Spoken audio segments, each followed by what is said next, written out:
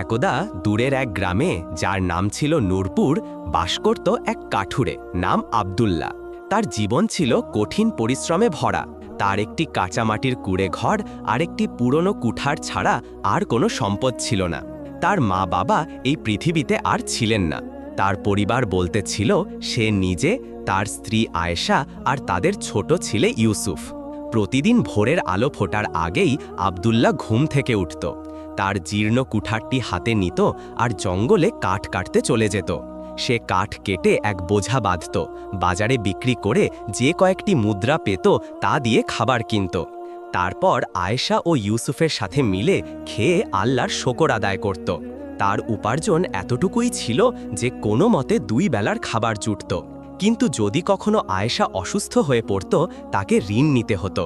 একদিন এমন হলো যে তার ছোট ছেলে ইউসুফ মারাত্মক অসুস্থ হয়ে পড়ল। আব্দুল্লাহ প্রতিবেশীদের কাছ থেকে অনেক ঋণ নিল। আল্লাহর রহমতে ইউসুফ সুস্থ হয়ে উঠল, কিন্তু ঋণ পরিশোধের মতো টাকা তার কাছে ছিল না। কাঠ বিক্রির টাকায় শুধু 2 বেলার রুটির ব্যবস্থা হতো। তার অবস্থা দিন দিন খারাপ হতে লাগল, যেন প্রতিবার কোনো বিপদ এলেই তার ঋণের বোঝা বাড়ত। ধীরে ধীরে সে এতটাই ঋণে ডুবে গেল যে তার কুড়ে ঘর বিক্রি করলেও ঋণ শোধ করা অসম্ভব ছিল। কখনো 2 বেলা খাবার মিলত, কখনো শুধু 1 বেলা। ইউসুফের নিষ্পাপ ইচ্ছাগুলো প্রায়শই অপূর্ণ থেকে যেত। সে অন্য বাচ্চাদের খেলনা নিয়ে খেলতে দেখত আর আয়েশাকে জিজ্ঞেস করত, মা, আমাদের কাছে কেন এগুলো নেই? আয়েশা চোখের জল লুকিয়ে বলতো, বাবা, আল্লাহ আমাদের জন্য বিশেষ কিছু রেখেছেন, ধৈর্য ধরো। ইউসুফ চুপ হয়ে যেত, কিন্তু আয়েশার মন ভেতরে ভেতরে ভেঙে যেত। একদিন আব্দুল্লাহ জঙ্গলে কাজ করছিল। তৃষ্ণায় তার গলা শুকিয়ে গিয়েছিল, শরীর ক্লান্তিতে জর্জরিত। কাঠ কাটতে কাটতে সে ক্লান্ত হয়ে একটি গাছের ছায়ায় বসে পড়ল। হঠাৎ তার মনে এলো, হে আল্লাহ, কত দিন এভাবে জীবন কাটবে? আমার ছেলের ভবিষ্যৎ কি এই দারিদ্র্যে ডুবে যাবে? তার চোখ দিয়ে অশ্রু গড়িয়ে পড়ল, কিন্তু একই সাথে সে হাত তুলে দোয়া করল, হে আল্লাহ, তুমি সব দেখছ, আমার পরিশ্রমকে ব্যর্থ করো না, আমার ঘরে বরকত দাও। দোয়ার পর তার মনে এক শান্তি নেমে এলো। সে আবার কুঠার হাতে নিয়ে কাঠ কাটতে লাগল। এই অবস্থা দিনের পর দিন, মাসের পর মাস চলল। কখনো সামান্য কিছু পেত, কখনো কিছুই পেত না। তবুও সে সাহস হারাল না। একদিন আব্দুল্লাহ জঙ্গলের গভীর পথে এগোল। কিছু দূর যাওয়ার পর দেখল সামনে একটি কুড়ে ঘর, যার বাইরে একটি ছোট প্রদীপ জ্বলছে। সে কুড়ে ঘরের দরজার দিকে এগোল। ভেতরে এক সাদা দাড়িওয়ালা বৃদ্ধ দরবেশ বসেছিলেন। আব্দুল্লাহ কিছুক্ষণ দাঁড়িয়ে থেকে ধীরে ধীরে বলল, আসসালামু আলাইকুম বাবাজি, আমি খুব অভাবগ্রস্ত।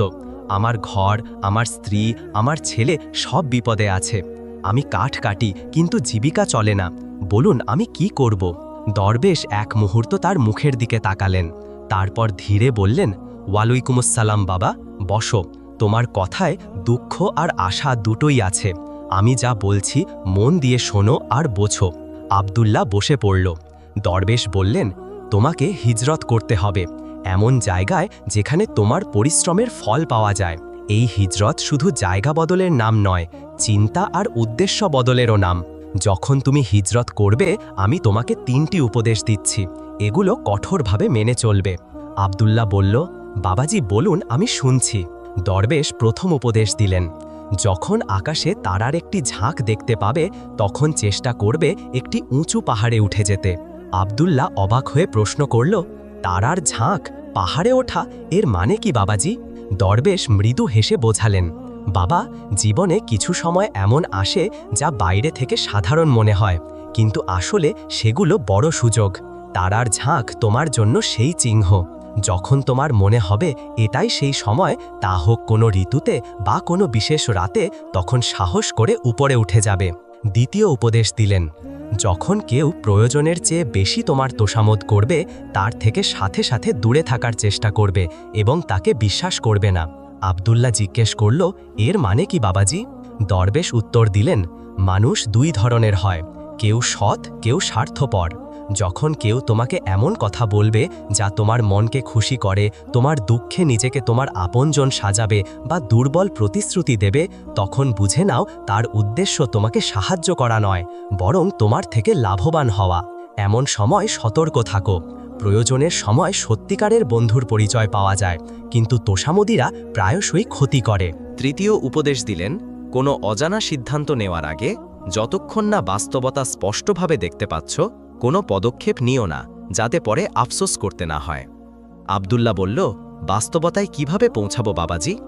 দরবেশ বললেন, বাস্তবতা জানতে 3টি কাজ করো: শোনো, পর্যবেক্ষণ করো এবং জিজ্ঞাসা করো।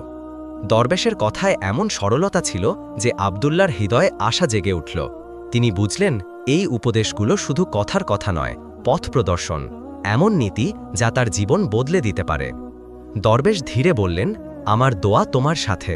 হিজরত করার সময় মন পরিষ্কার রাখবে, অন্যের কথায় ভেসে যেও না, প্রতিটি পদক্ষেপের আগে বাস্তবতা যাচাই করবে। মনে রাখো, চেষ্টা আর কৌশল একসাথে থাকলে পরাজয় থেকে বাঁচা যায়। আব্দুল্লাহ দরবেশের হাত ধরে বলল, ধন্যবাদ বাবাজি, আল্লাহ আপনাকে ভালো রাখুন। দরবেশ শান্তভাবে বললেন, আল্লাহর ওপর ভরসা রাখো আর ধৈর্য নিয়ে কাজ করো। সেই রাতে আব্দুল্লাহ মনে নতুন আলো নিয়ে ফিরল। কুড়েঘরের প্রদীপ তার পথ দেখালো, কিন্তু আসল আলো ছিল তার মনে। হিজরত, উপদেশ, সতর্কতা এগুলো তার কাছে কিছুটা অস্পষ্ট ছিল, কিন্তু সে প্রতিজ্ঞা করল দরবেশের কথা ভুলবে না। বাড়ি পৌঁছে আয়েশা তার মুখে এক নতুন দৃঢ়তা দেখল। আব্দুল্লাহ দরবেশের সাথে দেখা ও 3টি উপদেশের কথা বলল। আয়েশার চোখে জল এলো, কিন্তু সে আনন্দে হেসে বলল, যদি আল্লাহ পথ দেখাতে চান তাহলে দরবেশের মতো মানুষ পাঠিয়েছেন, এখন আমাদের ধৈর্য নিয়ে ভালো কিছু করতে হবে। এভাবে আব্দুল্লাহর মনে হিজরতের ইচ্ছা জাগল। সেই রাতে সে অনেকক্ষণ ভাবল। দরবেশের উপদেশগুলো তার মনে গেঁথে গেল। পরদিন সকালে সে আয়েশাকে বসিয়ে বলল, বেগম, আমি সিদ্ধান্ত নিয়েছি, আমাকে হিজরত করতে হবে। আমি 20 বছরের জন্য সফরে যাব। আল্লাহ চাইলে এই দারিদ্র্য শেষ হবে। আয়েশা নীরবে তার মুখের দিকে তাকালো। তার মনে ভয় আর আশা দুটোই ছিল। অবশেষে সে বলল, যদি এই সিদ্ধান্ত তোমার মনে দৃঢ় আর আল্লাহর ইঙ্গিত মনে হয়, তাহলে আমি তোমার সাথে আছি। আব্দুল্লাহ ইউসুফকে আয়েশার হাতে তুলে দিয়ে সফরে বেরিয়ে পড়ল। দীর্ঘ পথ পাড়ি দিয়ে সে সাফা নামক এক বড় শহরে পৌঁছাল। সেখানে ইব্রাহিম নামক এক বণিকের গুদামে দিনমজুরের কাজ পেল। ইব্রাহিম শীঘ্রই আব্দুল্লাহর সততা ও পরিশ্রম বুঝতে পারল। দিন গড়াতে লাগল আর আব্দুল্লাহর মর্যাদা বাড়তে লাগল। ইব্রাহিম তাকে শুধু ব্যবসায় অংশীদারি করল না, তার ওপর গভীর ভরসাও রাখল। দেখতে দেখতে দরিদ্র কাঠুরে একজন সফল ও সুখী মানুষ হয়ে উঠল। এক রাতে সে তার বাড়ির ছাদে বসে আকাশ দেখছিল। হঠাৎ আকাশে তারার একটি উজ্জ্বল ঝাঁক দেখতে পেল। দরবেশের প্রথম উপদেশ তার মনে বাজের মতো বেজে উঠল। যখন তারার ঝাঁক দেখবে তখন উঁচু পাহাড়ে উঠে যাবে। সে দেরি করল না। ইব্রাহিমের সমস্ত মাল উটের ওপর চাপিয়ে কাফেলা নিয়ে কাছের পাহাড়ে উঠে গেল। ইব্রাহিম বিস্মিত হয়ে জিজ্ঞেস করল, এ কি করছো? মাল পাহাড়ে কেন নিয়ে যাচ্ছ? আব্দুল্লাহ আত্মবিশ্বাসের সাথে বলল, এটি একটি উপদেশ, আমাকে মানতে হবে। কিছুক্ষণ পর শহর থেকে চিৎকার ভেসে এলো। এক ভয়াবহ বন্যা দোকান, ঘরবাড়ি ভাসিয়ে নিয়ে গেল। সব কিছু পানিতে তলিয়ে গেল, কিন্তু পাহাড়ে থাকা কাফেলা সম্পূর্ণ নিরাপদ ছিল। ইব্রাহিমের চোখে বিস্ময় আর কৃতজ্ঞতার অশ্রু এলো। সে আব্দুল্লাহকে জড়িয়ে বলল, আজ আমি তোমার সৎ হৃদয় ও বিচক্ষণতায় বিশ্বাস করলাম, তুমি সব বাঁচিয়েছ। আব্দুল্লাহ মনে মনে দরবেশকে স্মরণ করল। প্রথম উপদেশ অক্ষরে অক্ষরে সত্যি প্রমাণিত হল। বন্যা থেকে মাল বাঁচানোর পর ইব্রাহিম খুব খুশি হল। সে আব্দুল্লাহকে জড়িয়ে বলল, তুমি আমার সব বাঁচিয়েছ, আমি তোমাকে আমার ব্যবসার অর্ধেক মালিক বানাচ্ছি। এই সম্পদ ও সম্মান এখন তোমারও।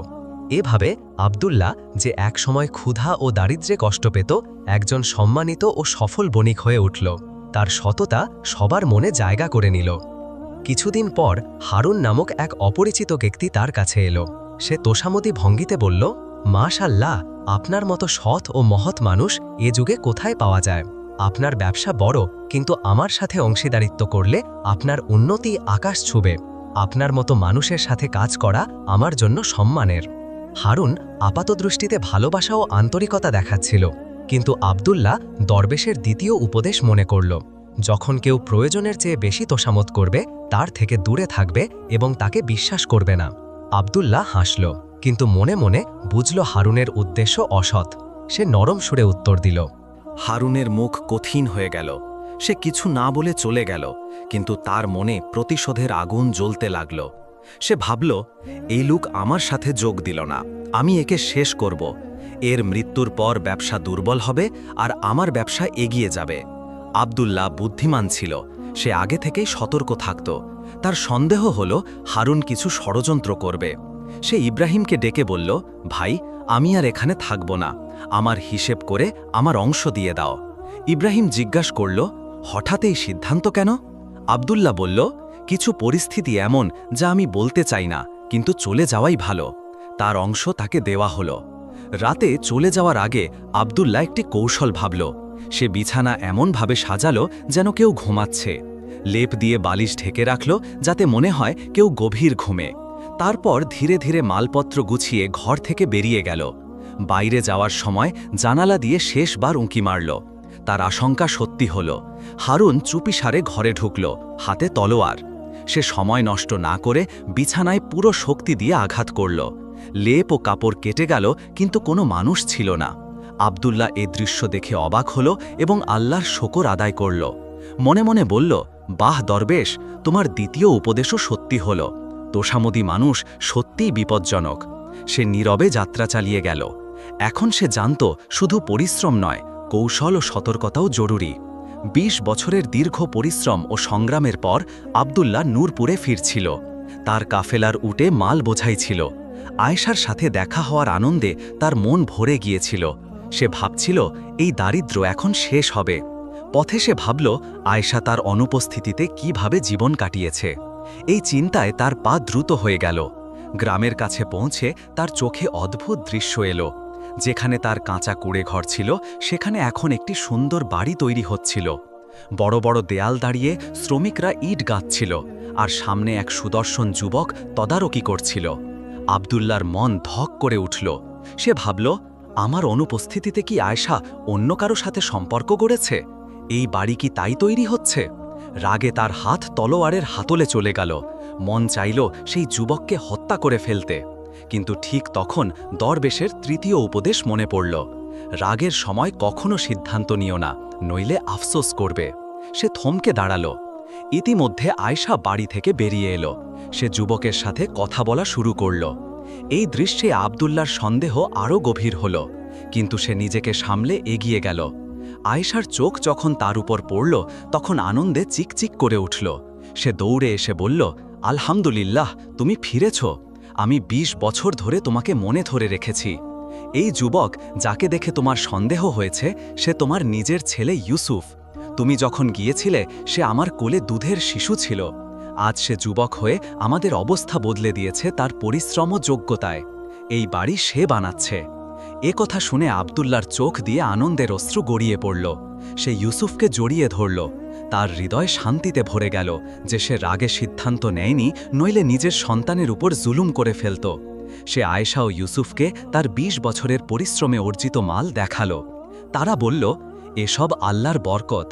এই মাল আল্লাহর পথে খরচ করা উচিত, যাতে অন্যের জীবনও বদলে যায়। ৩ জন মিলে এক অংশ দিয়ে বাড়ির কাজ শেষ করল। বাকি সম্পদ দরিদ্র, এতিম ও অভাবগ্রস্তদের মধ্যে ভাগ করে দিল। প্রিয় বন্ধুরা, এই গল্প থেকে আমরা শিক্ষা পাই যে জীবনে ধৈর্য, পরিশ্রম ও কৌশলকে পথ প্রদর্শক করা উচিত। দারিদ্র্য, কষ্ট বা পরীক্ষার সময় যদি মানুষ ধৈর্য ধরে ও সাহস না হারায়, তাহলে আল্লাহ তাআলা তার জন্য সহজতা তৈরি করেন।